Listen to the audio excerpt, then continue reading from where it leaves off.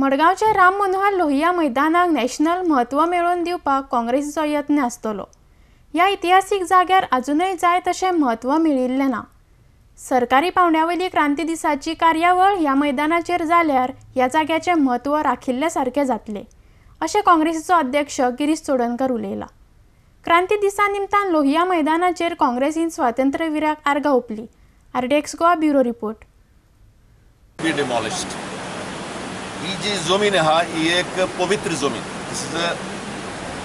पवित्र जागो ज्या भुमींतल्यान स्वातंत्र्याचो सुरवात जाली, फ्रीडम मूवमेंट स्टार्ट जालो।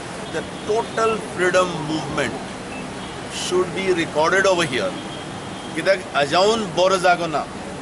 ही भूमी जशें हांवें सांगलां एक पवित्र भूमी, हे भूमींतल्यान हो मूवमेंट जालो।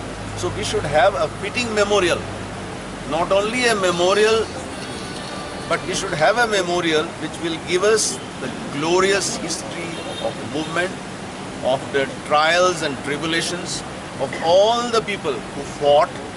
ह्या इतिहासीक जाग्याक महत्व येवपाक जाय आनी त्या खातीर म्हाका दिसता सरकारान ह्या इतिहासीक जाग्याचेरूच जर फंक्शन ऑफिशियल स्टेटचे जालें जाल्यार तेजें महत्व आनी वाडटलें ह्या जाग्याचें। आनी ह्या जाग्याक एक्चुली नॅशनल इम्पॉर्टन्स चड आसा। मागीर तें नॅशनल इम्पॉर्टन्स ह्या जाग्याक जाय तशें पावलें ना।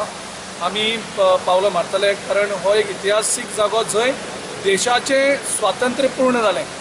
म्हणजे देश आमचो स्वातंत्र्य जाल्लो, पूण गोंय आनी बाकीचे थोडे जागे तरी सुद्दां दुसऱ्याच्या हातीन आशिल्ले। आनी गोंय देशाचें पूर्ण जे स्वातंत्र्य आशिल्लें ते स्वातंत्र्याची चळवळ त्या दिसा हांगसरल्यान सुरू जाली। आनीक तेजे नंतर गोंय लिबरेट जावन देशाक पूर्ण स्वातंत्र्य मेळ्ळें। सो इतली इम्पॉर्टन्स ह्या जाग्याक आसा। आनी आज आमी सगळे मडगांवांतल्या ह्या ऐतिहासीक मैदानाचेर स्वर्गेस राम मनोहर लोहियाक आर्गां ओंपपाक जमिल्ले आसात। आयचो दीस म्हणजे 18 जून, जो आमी क्रांती दीस म्हणून मनयतात। खरें म्हणल्यार गोंयाक स्वातंत्र्य मेळ्ळें 19 डिसेंबर 1961। पूण ह्या स्वातंत्र्याची खरी बुन्याद जर केन्ना घाली गेली जाल्यार ती 18 जून 1946। आनी म्हणून हो दीस हो अत्यंत म्हत्वाचो दीस अशें सगळे गोंयकार मानतात।